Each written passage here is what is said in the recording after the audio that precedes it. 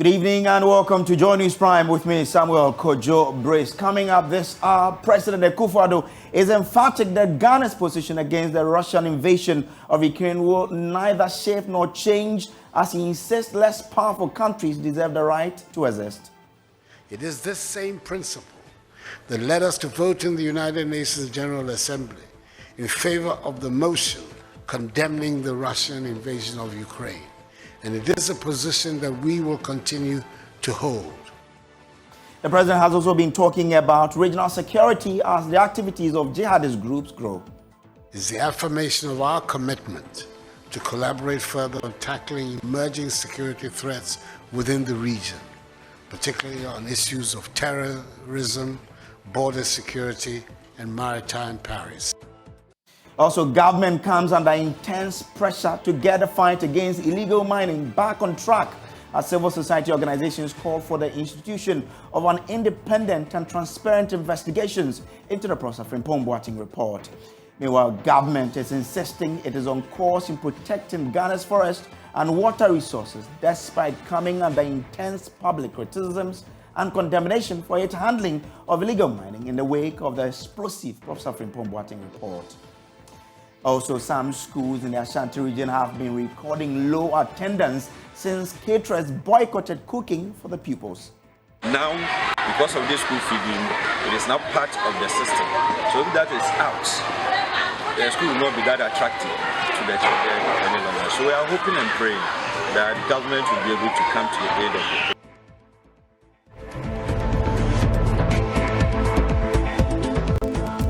President Akufo-Addo says Ghana remains resolute and uncompromising in her position against the Russian invasion of Ukraine. According to him, Ghana, as a founding member of the non-aligned movement, had consistently, quote, resisted the idea that the big powers have the freedom to do what they like on the planet, end quote. He said Ghana has never accepted that principle, whether it is the Americans, Russians, or any other country. At the joint news conference with the visiting Austrian Prime Minister to Ghana, the president said Ghana will stand up against any aggressor seeking to use its power to eliminate the existence of any country. Our discussions also centered on the effects of the Russian invasion of Ukraine, coupled the effects of the COVID-19 pandemic are having across the world. Undeniably, they have put countries, communities, and households across Africa and indeed across the world in precarious situations and are threatening to derail the development progress in African countries in particular. The reason why Ghana led the fight for the liberation of the African continent from colonialism and imperialism and became one of the 5 initiators of the historic non-aligned movement is because of our history, which has always been against great power domination of the affairs of the world. It is this same principle that led us to vote in the United Nations General Assembly in favor of the motion condemning the Russian invasion of Ukraine. And it is a position that we will continue to hold. Great powers of whatever ilk, including friendly ones, trampling on small nations is not something we welcome. And within our modest means, we will register our disapproval of that. Despite over a decade of counter-terrorism and counter-insurgency campaigns, the Sahel is now home to the world's most lethal and fastest-growing violent Islamist groups. Whereas coastal West African countries such as Ivory Coast, Togo, and Benin have experienced jihadist attacks following the intensification of jihadist presence in the Sahel, especially Burkina Faso and Mali. Thus, fears that these countries and others like Ghana and Senegal will see increasing jihadist presence feature prominently on their security agenda. President Akufo-Addo says Ghana will welcome support from her partners to ward off the insurgents. As members of the United Nations Security Council, we share similar aspirations and values, and we've collaborated at the multilateral level, particularly on issues of security within West Africa, as well as on issues of global security. A major outcome of our meeting today is the affirmation of our commitment to collaborate further on tackling emerging security threats within the region, particularly on issues of terrorism, border security, and maritime piracy. We also will resolve to work together to promote democracy in the region and reiterated firmly our mutual stance against unconstitutional changes in government. We're joined via Zoom by international relations expert with the University of Education, Winneba, Dr. Ishmael Hlovo. Doc, I'm grateful that you could join us here. Now, the president is still consistent with our position on the invasion of Ukraine by Russia and the call for, support from partners to ward off jihadists. First of all, let's start from the position on the invasion of Ukraine by Russia. How does that play out if you look at our non-aligned movement that we've been, part of since it began, the whole movement began? Thank you and good evening to your viewers. Yeah, I think that the president's position does not necessarily deviate from our commitment to what we call positive neutrality or non-alignment in foreign policy. Now, you must understand that when we say positive neutrality, it means that we will not take sides in any major conflict, that is armed conflict, involving the major powers. Now, that does not also mean that we will not make our position known if issues of that nature will affect the rest of the world. As part of our non-aligned position, we have always taken stance depending on how we evaluate a given situation. So non-alignment simply means that in any given situation, we will consider on its own merit and take a stand depending on where we think that our interests will lie. So in this particular Russian situation, the president has been consistent, the foreign minister and all others have been consistent in saying that the invasion of Ukraine amount to invasion of the sovereign territorial integrity of an independent state, which really deviate from our commitment to non-alignment. You can only talk about deviation if assuming we commit troops to any of the major powers. So yes, non-alignment or positive neutrality should be separated from what you call a total commitment to neutrality, where you don't want to say anything about such development. You are free to make your position, your stand clear, but don't commit troops, don't commit resources to support any major power. And in this particular issue, we must juxtapose the position of neutrality with other commitments of foreign policy of Ghana. For instance, we are committed to multilateralism, which means that issues of international development must be addressed through multilateral forums such as the UN. So unilateral actions like invasion of a particular state by another state is normally not welcomed by Ghana. Even under Kwame Nkrumah, we have always opposed major powers that take unilateral decisions. So this position is consistent with what we've done over the years. Okay, but mustn't we be mindful of our relationship with Russia as well when commenting on this? Or still, it's okay for us to do it because we are not opposed to having your say on issues like this?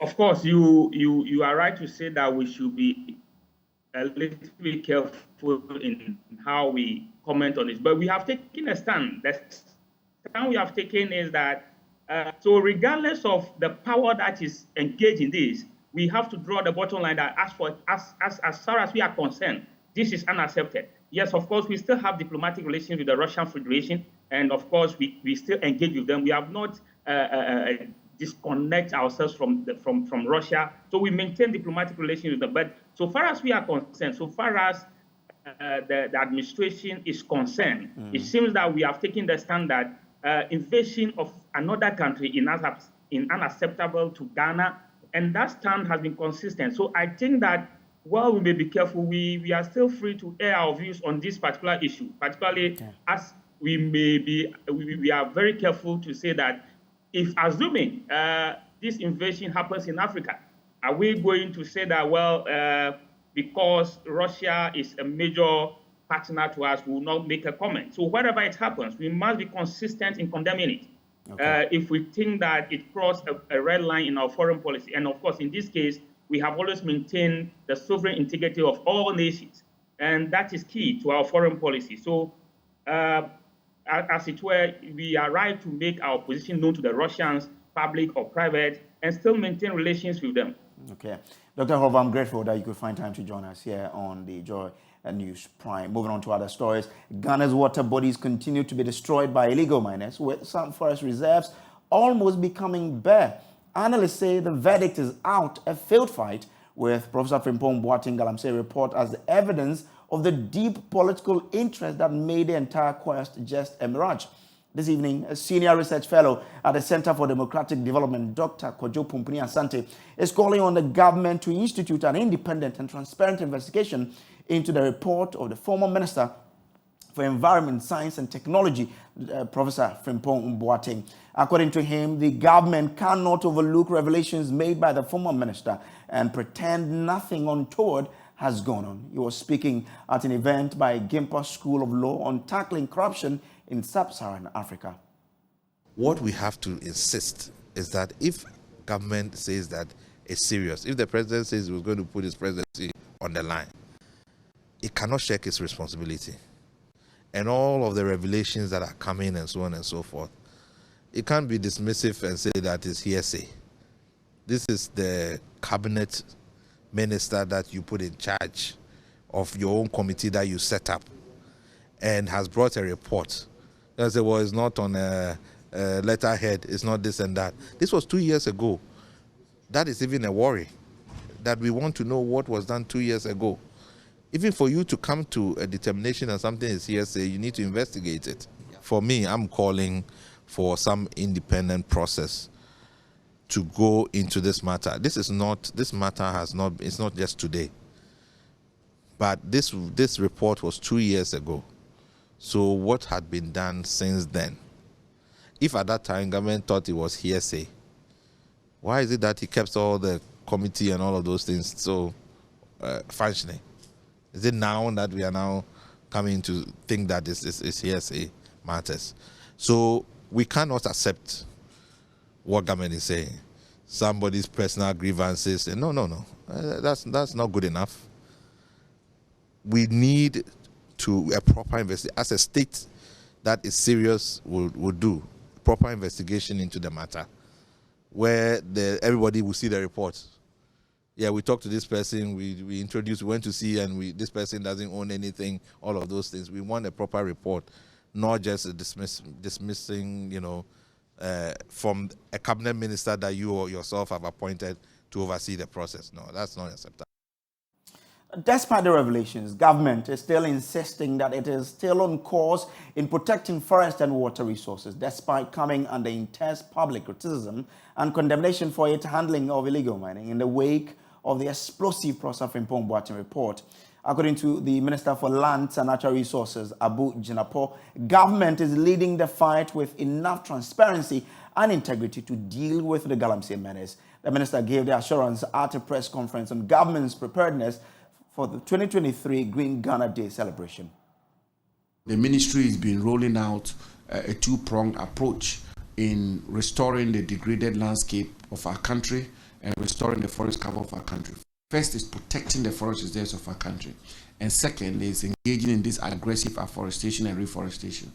The protection will mean making sure that the various forest reserves of our country are safeguarded, are protected from attack of deforestation, agricultural expansion, cocoa expansion, illegal mining, all the factors which result in forest degradation and deforestation, wildfires and the rest. The Forestry Commission has put in place adequate measures, a plethora of measures to ensure that we protect the forest reserves of our country.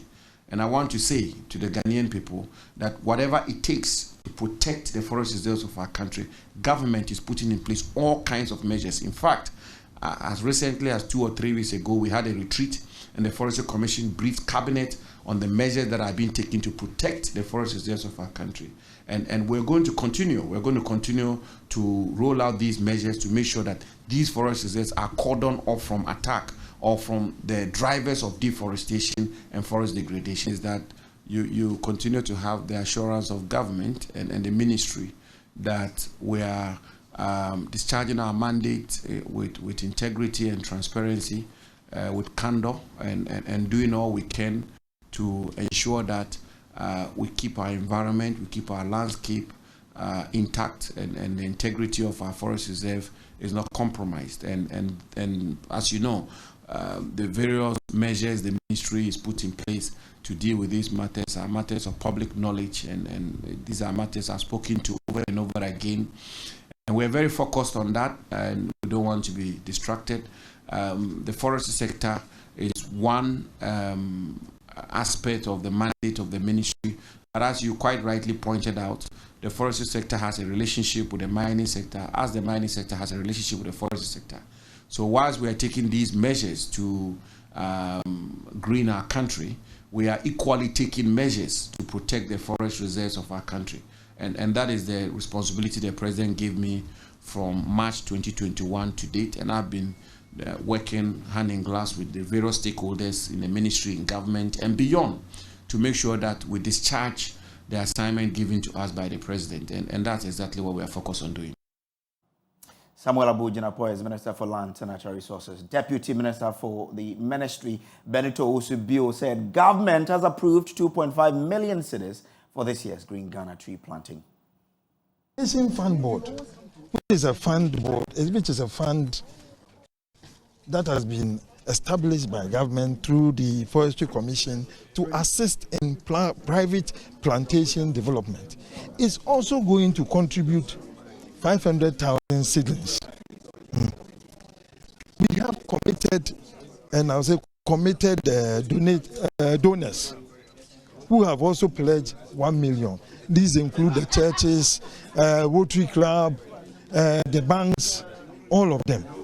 So when you add that up, of the 10 million that we intend to plant, we have 5 that we know we have. Now, what is left is 2.5. The 2.5, nobody will donate fruit trees, seedlings to you. For instance, the coconuts that people were picking up, and then the mangoes and all that, those ones we will have to procure, because the people who produce them would want to also benefit. Yes. So we are looking at whatever money that we get. We are going to look at buying or procuring some, not the 2.5 all, because the 2.5 we still believe the donations will be more than that. The donations and what the other organizations will bring on board will be more than the 7.5. So that will reduce the 2.5 target. Now, as we speak now, our approved budget by the Ministry of Finance this year for Green Ghana is 2.5 million. I hope you get it. It's 2.5 million. Yes. But then, we cannot say we are not going to do Green Ghana. We have to think outside the box. So, we know that there's a need for us to start doing a appeal for funds. We've started. Last year, we were able to get somewhere in excess of 2 million Ghana cedis. This year, we hope that the pledge ones will also come to show up, and then we can get something again. Let's still stay on Galamsey issues, because the president of Worldwide Miracle Outreach, Reverend Dr. Lawrence Tete, has emphasized the need for a collective effort in the fight against Galamsey. In his view, the responsibility of curbing illegal mining should not solely rest on the government, but the responsibility of every Ghanaian. He made this remark at a news conference in Accra to announce his annual 31 days prayer rally dubbed "This Nonsense Must Stop." There's more in this report.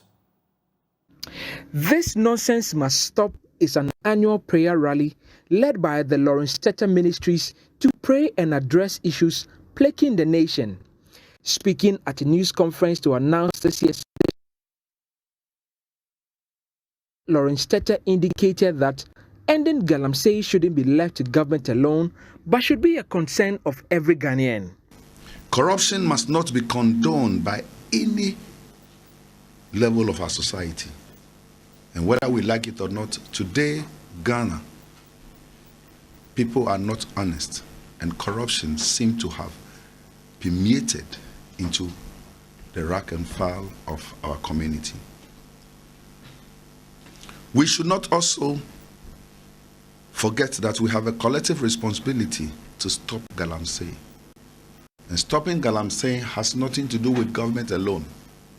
It has to do with us too. The communities, political leaders, security services, our traditional rulers, our services, and indeed every Ghanaian has the right to stop this menace of our water bodies. He emphasized the need for Ghanaians to refine their mindsets to enable better leadership and development of the country. As a nation, we must change our mindsets. And when I talk about mindset, it's something that I speak about with a lot of reflection. Mindset of our political leadership, mindset of our traditional leadership, mindset in our media and socioeconomic leadership, mindset with our religious leadership, and certainly mindset with our educational leadership.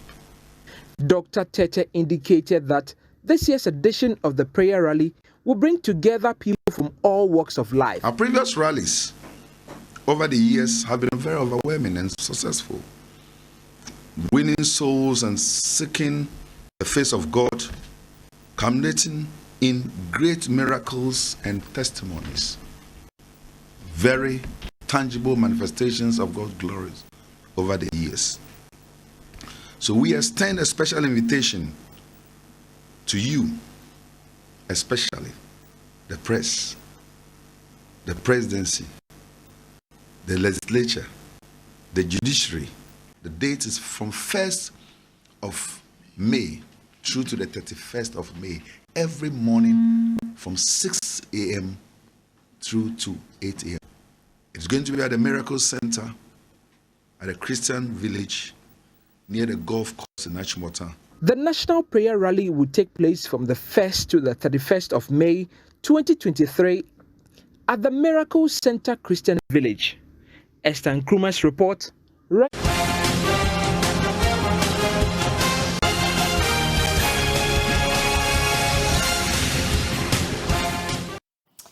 This is your election headquarters, and the NDC managed to bridge more than 10,000 vote gap between itself and the NPP in 2016 to less than 2,000 in the last election. Actor John Dumelo, who led the NDC to battle in the 2020 election, is facing fierce competition from fellow actor Fred Noma and lawyer Moses Befia Champon in the Ayawaso West Wogon constituency. The process leading up to the May 13 election has been marred with allegations of betrayal and effort to protect John Dumelo. Kwekwa Sante of our political desk has more.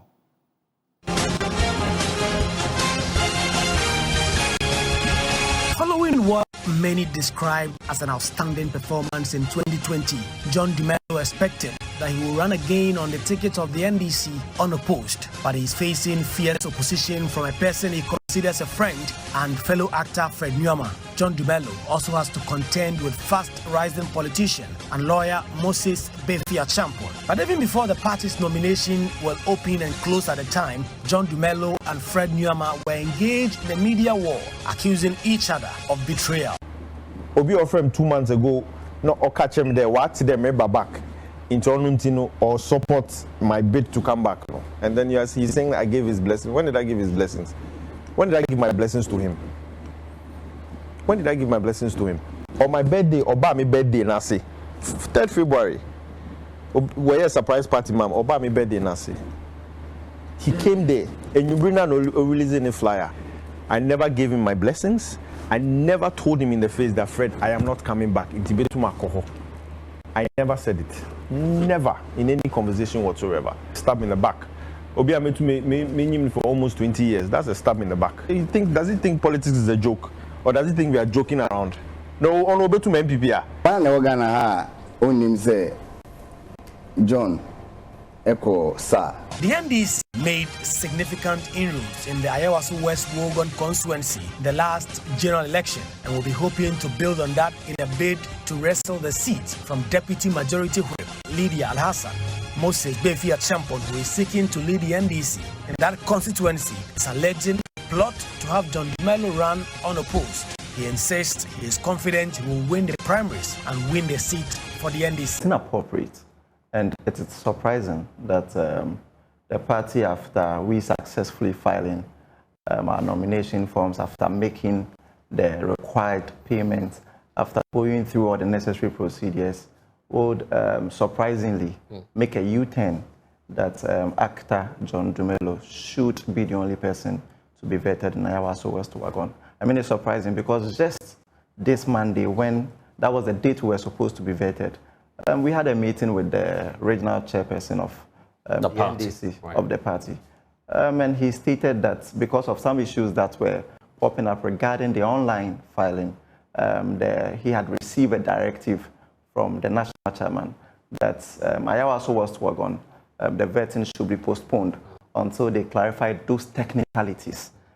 This was on Monday. This was on Monday. And the exercise was rescheduled per our checks to the next day. No, indefinitely. It was indefinitely. On Monday. Okay, all right. It was on indefinitely. Monday. Right. Okay. So we're hoping that we will get the new dates from the party, and just for me to surprisingly hear that actor John Dumelo has been cleared yes, to be vetted. What issues did the regional executives, or by extension the vetting committee, what issues did they raise with your nomination forms, for instance, as a candidate? You see, what is shocking is that we have not even met the vetting committee yet. So the appropriate procedure will be that allow us to meet the vetting committee, and then the vetting committee will look at the issues, whether or not we were able to successfully file. If we were able to successfully file, then they will go into the merit of whether or not one even qualifies to contest. So we have not even met the vetting panel yet. And then we received a message first from the regional chairperson, right, and then later it was confirmed in the evening by the vetting committee that Ayawaso has been postponed. So we have not even... Okay, so there was no meeting at all? So there was no meeting at all. So this is just your meeting with the regional chairperson? This was just a meeting with the regional chairperson. Did you allow for the regional chairperson to say, okay, well, I'm relaying the issues to the national headquarters. Once that's resolved, we'll get you feedback? So the meeting was for the regional chairperson to convey a message to us, a message he received from him. He received from the national chairman. So he conveyed a message to us that because of the technicalities, the issues revolving the filing of nominations and other peculiar issues within Ayawaso West, they had to postpone the vetting of Ayawaso. The party is yet to even hold vetting in the constituency after Moses Achampon and Fred Nyama faced challenges in filing their nominations online, which has stagnated the election process in that constituency with less than 3 weeks to the NDC scheduled primaries. Deputy General Secretary of the NDC, Mustafa Gbandi, is parrying away suggestions it is seeking to give John Dumelo an unfair advantage. National Executive Committee or the party at any level is not doing anything to impose a candidate on a constituency, and that will not be allowed to stand if even there's that case at any part of the country. The Ayawaso West Wogan constituency was created during the 1996 election, and over the course of the last 6 elections has been won only once. That is the 1996 election by the NDC, with the NPP winning the last 5. The NDC says it is doing all it can to win this seat this time. For Joy News, Kweku Asante.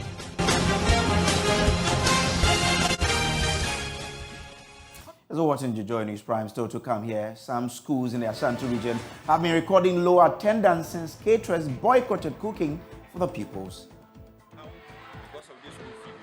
It is now part of the system. So if that is out, the school will not be that attractive to the children any longer. So we are hoping and praying that government will be able to come to the aid of them.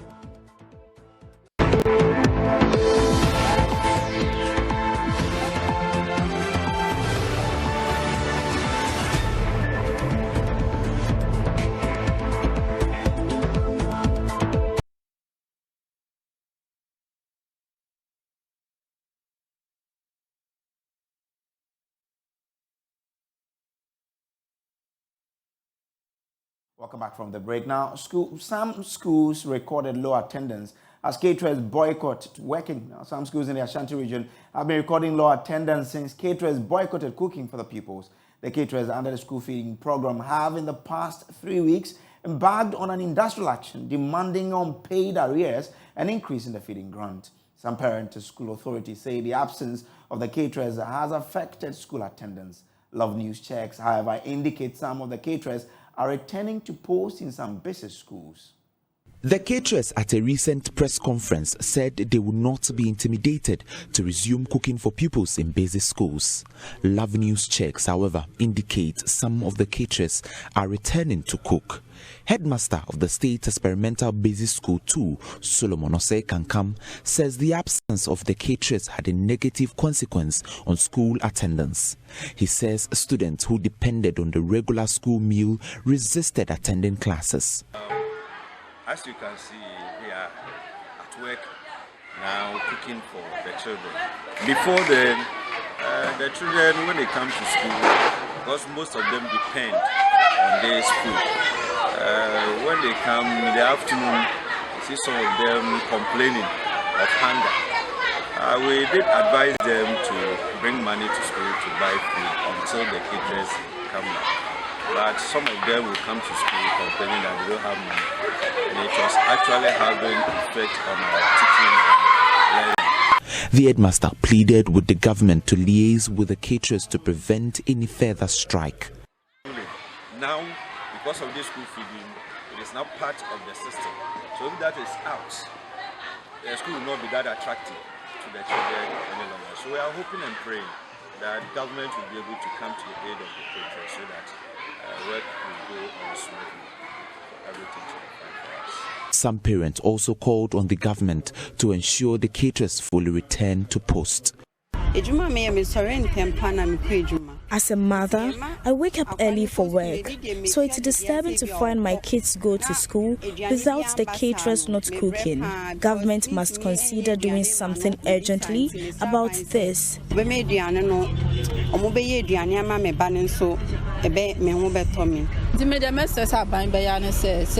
are enormous challenges considering the strike action.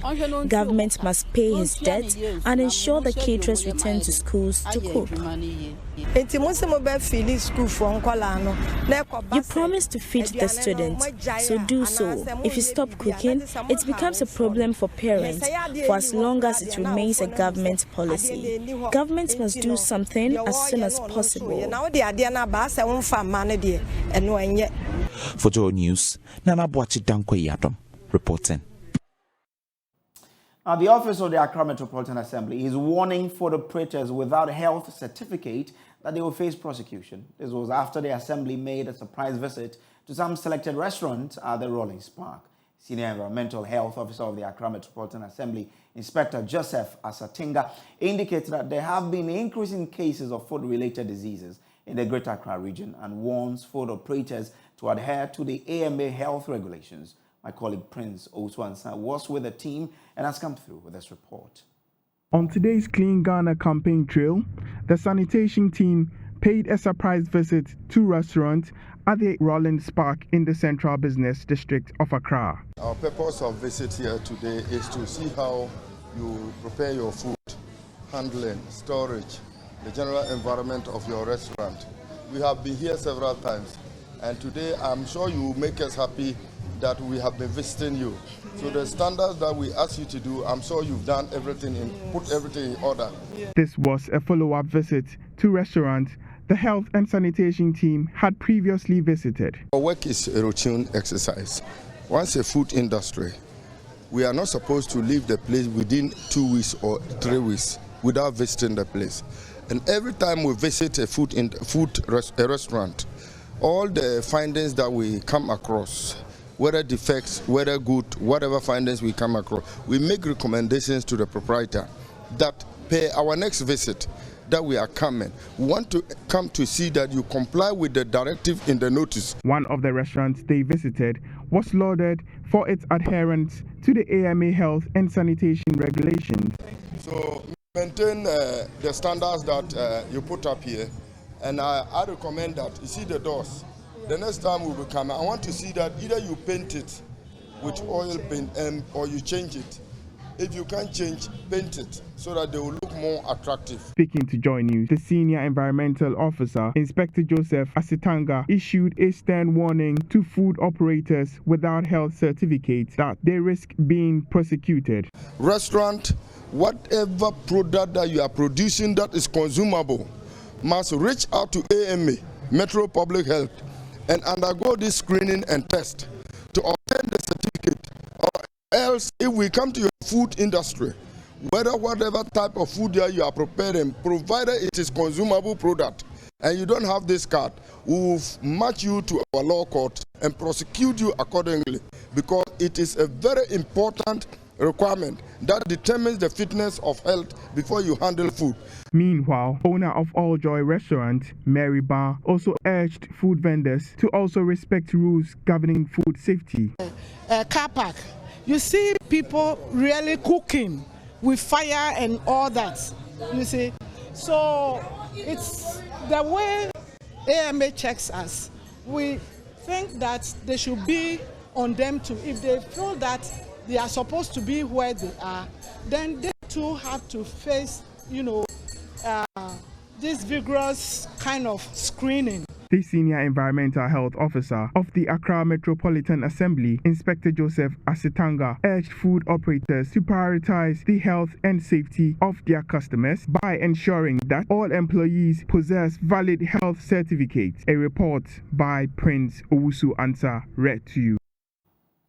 Minister for Chieftaincy and Religious Affairs, Stephen Boateng, has revealed that the Boko conflict is being tackled assiduously to ensure that the matter is resolved in the shortest possible time. The move, he says, is to avert any further disturbances in the area. According to him, the ministry is rolling out a conflict resolution plan in partnership with the relevant agencies to find a lasting peace to the Boko issues. He's been speaking to Joy News. Ministerial job this time around. Luckily for me, I've been around before when I was a local government minister. That was key to understand the grassroots matter and what's happening. And so with the chieftaincy issues, I quickly got to know that it's a major issue that affects our national security. Indeed, the very day I was sworn in, as soon as I went home, I had a call that tomorrow, the following day, there will be cabinet, but before cabinet ends, I'm supposed to be somewhere, an emergency. And so we left Accra out of the jurisdiction of Greater Accra, and we slept overnight. But we talked till 2 a.m. At least we were able to calm them down. I won't tell you the location because we're still talking. Then whilst we were there, I got a call that you have to go to the north to tackle the Boko issue too. So that should tell you that it's not a ministry that you have time to waste or time to think hard. You must have been prepared before you come here. And that is the advantage I have, having been a minister of local government before and having also known the terrain and of the country as well as the civil service way of working, so that you just hit the ground and start moving. But most importantly, I believe it's also my own spiritual belief in the power of the Almighty God. Just like this, you don't just start without prayerful sessions and also understanding that you are not by yourself and you need His Spirit, you need His own agenda, and you also need to commit that you are going to be very honest and direct and be truthful to everybody. And this is what has made me be able to move quicker, because I don't have any prejudices, I don't have any biases. I just want to go in with an honest heart and straightforward approach, and also to understand and listen. In most of these cases, if you don't want to listen, you won't get to know anything. And there are entrenched positions in each one of them, even the ones that seem to be a family matter where whoever is supposed to be the chief and the other contestant, but if you don't go in and listen, you may be misled by one side.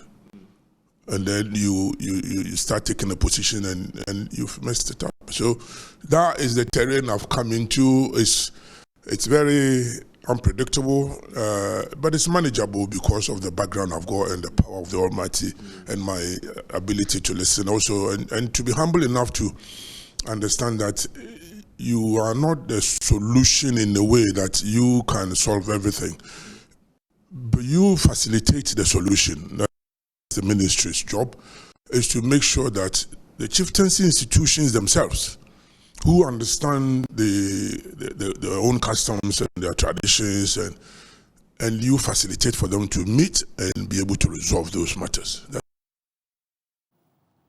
All students who were studying at universities in Khartoum in Sudan have all safely crossed the border and are now safe in Ethiopia. That's according to the Global Union of Ghanaian Scholars. There were a total of 76 Ghanaian students who were studying in Sudan, and were joined by Lord McMensa, who is the president of the Global Union of Ghanaian Scholars, for some update on this. So, McMensa, tell us, give us an update on what the situation is really. Good news, good news. Good evening to all your listeners. We want to thank God Almighty for how safe He has helped our students cross over to Ethiopia. As I'm speaking to you now, I just came off the phone to the president, Abdul Aziz Karim, who has led all our students, 76 in total of them, have now safely crossed the border and now in Ethiopia. We want to thank everyone who was involved, particularly the government of Ghana. This time around, they were on point, and so we want to thank them for the arrangements that they put in place for our students, and also for all those who helped in making this, particularly also Joy FM. You have done a great job, and we appreciate you. All right. Grateful to you for that. I wish you all the best there. Now, to other stories now. From afar, you will see them as just decorative light, but they did not only beautify the Nima roundabout and some part of Tamale, but was also a magnet attracting and bringing families together to take memorable pictures during the Eid al-Fitr celebrations. Light Up the City, which has become a major feature of Christmas in December, made a return for the Muslim Eid celebrations. Maxwell Agbagba has more.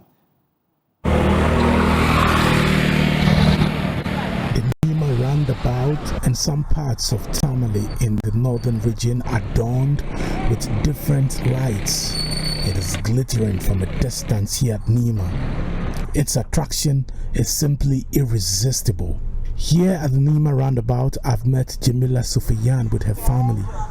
She's busy taking pictures of her children as they pose for the camera.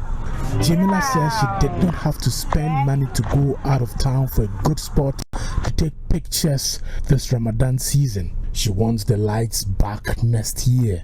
Actually, the place is looking so pretty, beautiful, and marvelous. I was passing by yesterday when I saw the decoration, and to be frank with you, I was so carried away with the decoration. But so far, this is the first time that we've seen something like this, and it's very, very nice. So I decided to bring my kids today to come and have a look. You know, it's like, it's nature. We have the stars, the moon, like we have a lot. I would say thank you so much to them, and kudos to their hard work for this beautiful thing that they did for us. This one, they did it for us, and we say thank you to them. And we wish they will be doing it more often, every year, every Salah. They can do this for us. Jamila's daughter says she has been spending time at the Nima roundabout with her friends, just admiring the beautiful decorative lights. I'm somebody who likes. Jamila is not the only one here with her family. Nuruddin Hussein is also here with his children and wife. He says he only saw the beautiful lights during Christmas and other Christian festive occasions. He's happy the Muslim community is also getting its fair share. So, I'm somebody who likes creativity or arts. Okay. So the moment I saw it, it comes to me that something, wow, this is the first time I'm seeing some certain things. I've been seeing it in Christmas, with the Christmas trees and this and the rest. But I've been seeing it with the Muslim sect like this. Okay. So that thing has encouraged me, at least I should bring my family around so that we have some pictures for some memories. These unique things. So many pictures, I have it on my phone. So I want to tell them congratulations. We are looking for more. Okay. Yeah, we are looking for more. Okay. At least to make the celebration very memorable. Okay. Thanks. Oh, wow. Nuruddin's son Fawaz Hussein is thrilled by the different designs here. He simply cannot stop admiring them. See the moon, the stars, making lights for me. CEO of Jandel Limited, Afi Amoro, transformed the Nima roundabout with the lights. It was supported by EcoBank, the Ayawaso East Municipal Assembly, and the Afro-Arab Group. Madam Afi Amoro says she sees it as a duty to always bring joy to communities during festive occasions.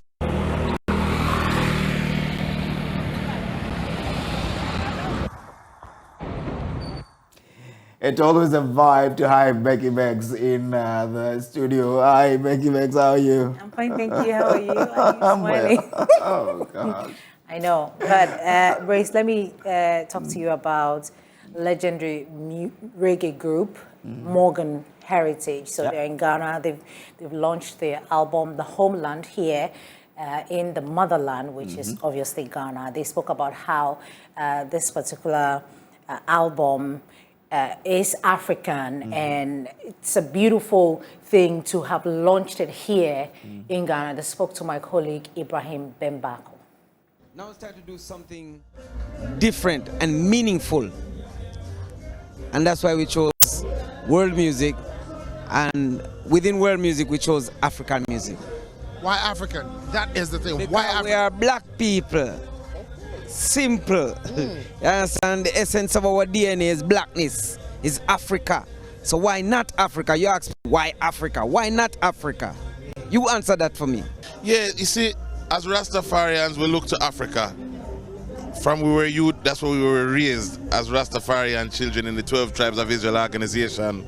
So, as adults now that's traveled across the continent, I think we just reach a point in our career where we're ready to illustrate all that we've learned on our journey, the culture that we've embraced, the languages that we've encountered, the energy of the people that we fell in love with. You feel all of that embodied in the whole entire album called The Homeland. It was really just over the years, us traveling as Morgan Heritage to do these festivals, and along doing the concerts in these countries, you know, we went out of our way to say, who's the local artist, or people, the promoters locally would say, you have to meet this new artist, he's doing very good. And then we met them, we was impressed, and we just built the relationship, and eventually when we came up with the idea to go in the studio, we reached out to these artists, and then the rest was history, man. Well, away from that, multiple award-winning Nigerian artist Davido, in an exclusive interview with Forbes in Botswana on Tuesday, he opened up on the evolution of Afrobeats. Today, the singer revealed that Afrobeats as a whole has changed and surpassed the expectations of many. But Brace, you know that yesterday we brought you the Prime Movie Box. We spoke about the movie Equalizer 3. So Extra spoke to Denzel Washington, Dakota Fanning, and director Antoine Fuqua as they hit CinemaCon 2023 in Las Vegas for the Equalizer 3. So they talked about taking the franchise to Italy for the new installment. Yes, let's listen. For those of you who know Dakota, back in 2004, I'm not too sure, but she was in the same movie, Man on Fire, with Denzel Washington. And they're together. We connected so many years after. Fantastic. Great, and that's how you should watch the movie when it comes out. I know you haven't seen the one, you haven't seen the two. Hopefully I will watch it. I will. And that's how we wrap up today's bulletin. There's more news on myjoyonline.com. Maybe I can't wait to star in a movie with Denzel Washington. Well, up next is Prime Business with Beverly Broom. They say dreams do come true. You crush that.